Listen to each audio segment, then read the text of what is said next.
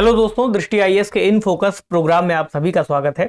हम लोग archaeological survey of India के बारे में जानते हैं। यह एक संस्था है जो प्राचीन, पुराने, ऐतिहासिक और राष्ट्रीय महत्व के जो स्मारक होते हैं उनका संरक्षण करता है।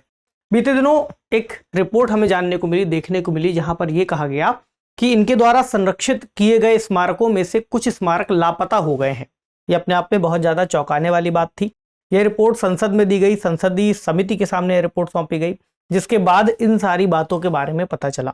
हम आज के इस डिस्कशन के अंतर्गत समझेंगे कि कैसे स्मारकों को संरक्षित किया जाता है, कौन सा अधिनियम है जिसके अंतर्गत एएसआई कार्य करता है, और वे कौन कौन से तरीके या कौन सी स्थितियों की उन्होंने चर्चा की जिसके चलते प्राचीन स्थल हमसे खो गए या फिर हम उन्हें खोज नहीं पा रहे हैं जहां पर उनको संदर्भित किया गया था। जो आज का टॉपिक है वह है कहाँ गायब हुए एएसआई द्वारा संरक्षित 50 स्मारक। तो लगभग 50 स्मारकों की इन्होंने चर्चा की है जो खो गए थे।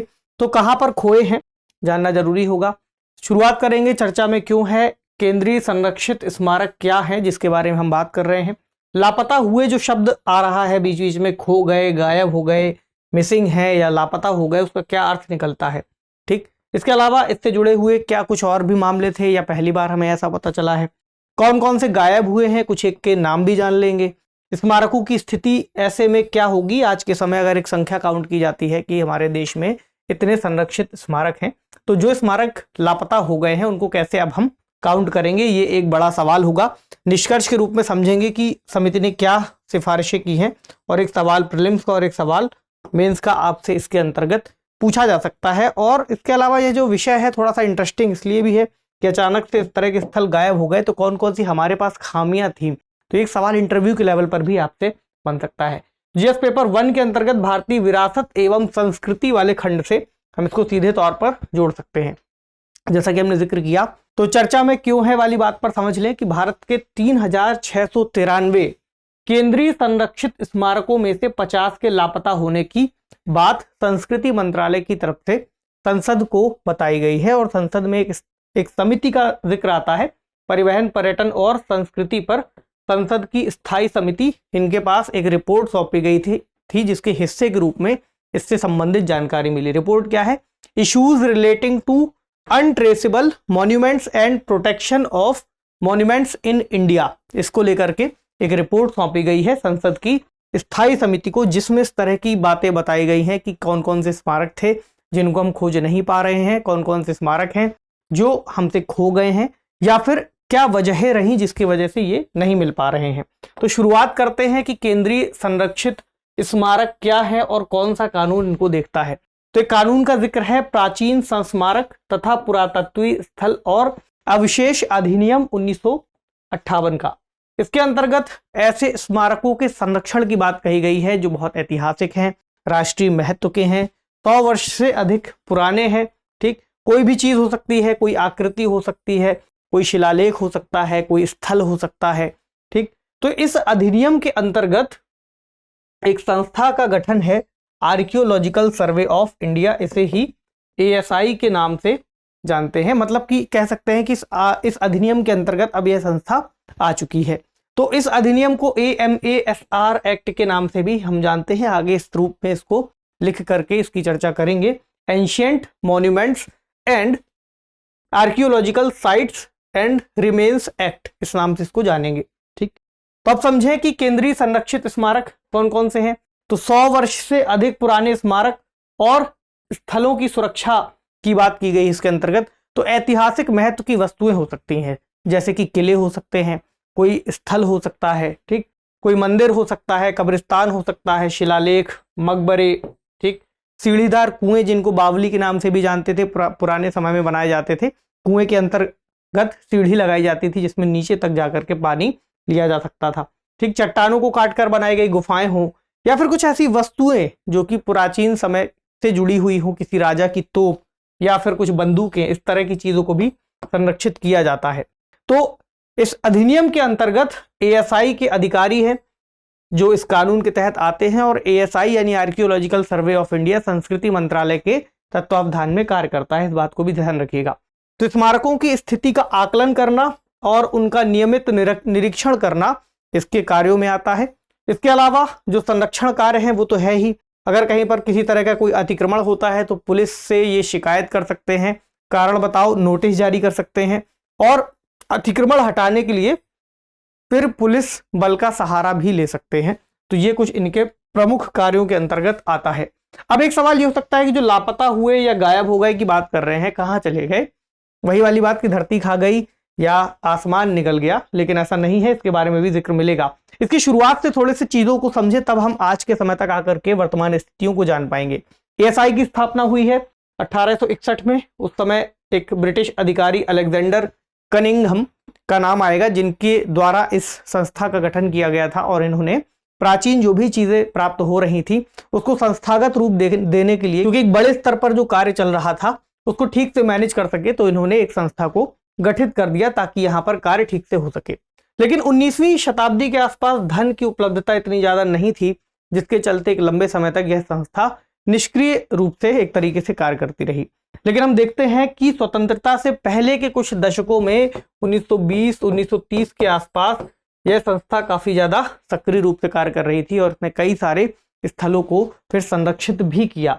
लेकिन आजादी के बाद हम देखते हैं कि आजादी के बाद के कई दशकों में सरकार का जो ध्यान था अब स्मारकों के संरक्षण पर न होकर के स्वास्थ्य, शिक्षा और बुनियादी ढांचे के निर्माण पर था। ऐसे में संरक्षण के कार्य जो हो भी रहे थे उसमें ये चीजों पर ज्यादा बल दिया जा रहा था कि हम नई चीजों को खोज सकें। यानी नई खोज तो हो रही थी, लेकिन हमने जिनको खोज लिया है उनको दोबारा से जाकर के वहां देखें, संरक्षित करें। इन चीजों पर प्रयास थोड़ा सा कम देखने को मिला। तो फिर अब एएसआई के अधिकारियों ने संसद को बताया है कि शहरीकरण, बांध और जलाशयों के निर्माण और अतिक्रमण जैसी गतिविधियों की वजह से कई स्मारक और स्थल हमसे खो गए हैं। यानी हमने एक समय उन्हें चिन्हित तो कर लिया, लेकिन शहरीकरण इतना तेज हुआ कि आज के समय में दोबारा उनको जाकर के अगर नहीं देखा गया था तो वो हमारे पास अब मौजूद नहीं है, उस स्थान पर ही नहीं मिल रहे। तो बांध बने हैं, जलाशय बने हैं, बहुत सारी चीजें। तो संसद में बताया गया कि 14 स्मारक शहरीकरण के कारण खोए हैं, जो तेजी से हुआ है। 12 जो स्मारक हैं जलाशयों और बांधों में डूब गए हैं, और जो 24 स्मारक हैं वो लापता हैं। तो लापता स्मारकों की इस हिसाब से जो संख्या है वो 50 बताई गई है। इसमें से भी कुछ और जानकारी जब मांगी गई कि ऐसा क्यों हुआ है, तो एएसआई ने बताया है कि हमारे पास ह्यूमन रिसोर्सेज की कमी है, एक तरह से मानव शक्ति उनके पास कम है। कैसे? उन्होंने बताया कि लगभग 3693 स्मारकों में से केवल 248 पर ही सुरक्षा गार्ड तैनात हैं। इसके अलावा स्मारकों की सुरक्षा के लिए 7000 कर्मियों की आवश्यकता है अगर कुल हिसाब से देखा जाए, और 7000 में से भी जो सरकार ने उपलब्ध कराए हैं 248 स्थानों में 2578 सुरक्षा कर्मी उपलब्ध हैं। तो बाकी के स्मारक फिर इसका मतलब हुआ कि ऐसी ही स्थितियों में पड़े हुए हैं। लंबे समय तक अगर उनका पुनर्निरीक्षण नहीं किया गया होगा तो वहां पर हो सकता है किसी ने अतिक्रमण कर लिया हो, या फिर उस स्थान को ही हटा दिया गया हो, वहां पर कोई निर्माण कर लिया गया हो। ठीक, ये कुछ मामले थे। इसके अलावा आजादी के बाद के स्मारक जो है उनका व्यापक रूप से भौतिक सर्वेक्षण नहीं किया गया। ये एक बड़ी वजह के रूप में पता चला है कि जब जाकर के ही देखा ही नहीं तो पता कैसे चलेगा वहां पर कोई स्थल किस स्थिति में बचा हुआ है। अच्छा, ये जो मामला है ये पहली बार नहीं है। 2013 में भी सीएजी ने अपनी एक रिपोर्ट दी थी।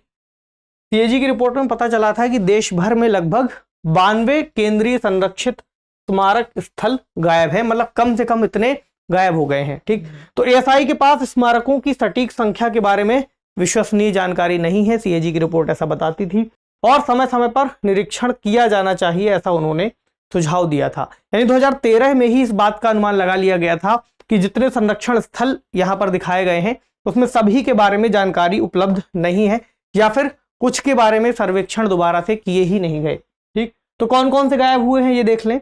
तो सीएजी ने जिन 92 स्मारकों का वहां पर जिक्र किया था उसमें से एएसआई के प्रयासों के बाद 42 की पहचान हो गई है, और शेष बचे 50 में से 26 का हिसाब इन्होंने दिया है पीछे कि कौन कौन से जलाशय में डूब गए या फिर शहरीकरण की वजह से खो गए।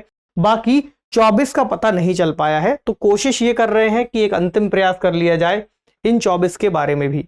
अब ये जो स्मारक का पता नहीं चल रहा है इनको अप्राप्य स्मारकों के रूप में संदर्भित किया जाएगा, जिसमें से कि उत्तर प्रदेश से 11 आते हैं, दिल्ली और हरियाणा से 2-2 आते हैं। इसके अलावा असम, पश्चिम बंगाल, अरुणाचल प्रदेश और उत्तराखंड, इनसे कुछ स्मारकों का नाम है। तो अगर आपको ये जानना हो कि कौन कौन से हैं तो कुछ के नाम यहाँ पर दिए हुए हैं। जैसे दिल्ली का बाराखंबा कब्रिस्तान तो संसद में इस बारे में भी चर्चा हुई। समिति ने चिंता जाहिर की कि दिल्ली के अंतर्गत मौजूद, लगभग दिल्ली के बीचों बीच एक स्मारक स्थल या फिर हमारे पास एक संरक्षित स्थल मौजूद था, तो वह कैसे लापता हो सकता है, या फिर अगर देश की राजधानी की ही यह स्थिति है तो दूर दराज के इलाकों की स्थिति और ज्यादा चिंतनीय हो सकती है।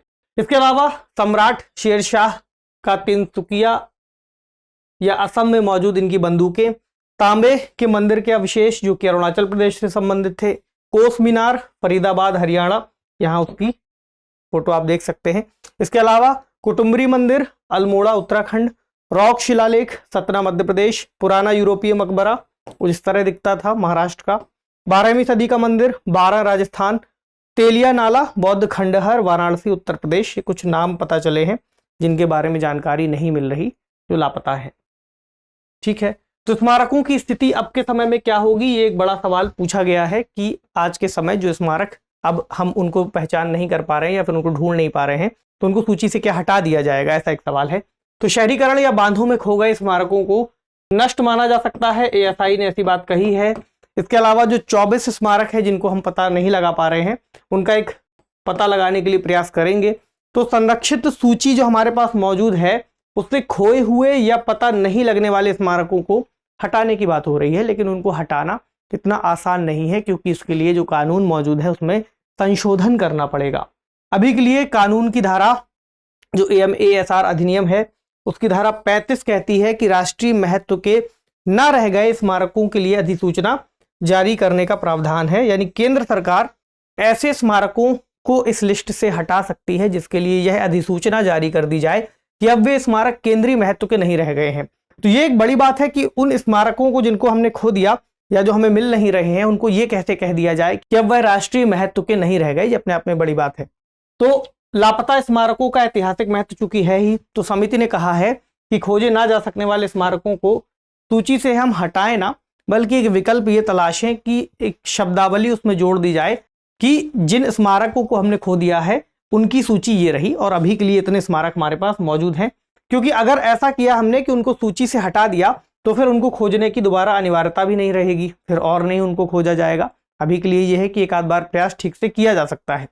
इसके अलावा लापता स्मारक भी संरक्षित सूची में बने नहीं रह सकते, यानी हम ये नहीं कहेंगे कि हमारे पास ये संरक्षित है अगर सूची मौजूद है तो कानून के हिसाब से, क्योंकि फिर उनका स्थान का होना और हमें पता होना भी, ऐसे में उन स्मारकों को हम सूची में बना रहने दें, बस एक शब्दावली को उसमें शामिल कर दें और इसके लिए संशोधन की आवश्यकता होगी जो उस अधिनियम में एक अलग तरह से एक और नाम जोड़ करके बनाया जाएगा। तो ये कुछ सुझाव हैं जो समिति ने दिए हैं। बहरहाल निष्कर्ष के रूप में हमें ये भी समझना है कि यहाँ पर जो मानव संसाधन की कमी की बात है, फंडिंग की बात है, ऐसे में जो हमारे संरक्षण के प्रयास है, विरासत के संरक्षण की बात आती है, कई बार हम कई सारे मुद्दों को सामने देखते हैं, ऐसे में इन पर भी खर्च किया जाना आवश्यक है ताकि हम इनको संरक्षित कर सकें। इसके अलावा यहाँ पर भी मानव त्रुटियां हुई हैं, इनका डिजिटलीकरण किया जाए या फिर एक बार उन पूरी सूची का जो सूची में संरक्षण स्थल शामिल हैं उनका पुनर्निरीक्षण कर लिया जाए ताकि एक विश्वसनीय डेटा हमारे पास मौजूद रहे। इसके अलावा इसमें डिजिटल तकनीक को भी जोड़ना होगा, डिजिटल मॉडल्स की बात आती है, डिजिटल मॉडल जोड़ लिए जाएं और आसपास उनको संरक्षण के लिए ऐसी व्यवस्था की जाए ताकि उनका अतिक्रमण ना हो सके या फिर कोई सामान्य बस्ती या शहरीकरण की प्रक्रिया में वो हट ना जाएं। ठीक है, चलिए अब देखें आज का प्रश्न। निम्नलिखित कथनों पर विचार कीजिए। भारतीय पुरातत्व सर्वेक्षण की स्थापना अलेक्जेंडर कनिंघम द्वारा की गई थी। यह पर्यावरण मंत्रालय के तत्वावधान में कार्यरत है। आपको बताना है इनमें से कौन सा या कौन से कथन सही है। कमेंट सेक्शन में आपको जल्दी से इसका जवाब देना है। मेंस का सवाल, भारतीय पुरातत्व सर्वेक्षण क्या है? इसके कार्यों पर चर्चा करते हुए बताइए कि कई संरक्षित विरासत स्मारकों का खो जाना किन चुनौतियों की तरफ इशारा करता है। तो 250 शब्दों में आपको इस प्रश्न को फ्रेम करना है। ठीक है, आपसे मिलेंगे अगले सेशन में किसी अन्य महत्वपूर्ण विषय के साथ। तब तक इससे जुड़े हुए जो भी सवाल आपके मन में आ सकते हैं उनको एक बार गूगल कर लीजिएगा। जिन स्थानों को आप देखना चाहते हैं उनकी तस्वीरें जाकर के नेट पर सर्च कर लीजिएगा।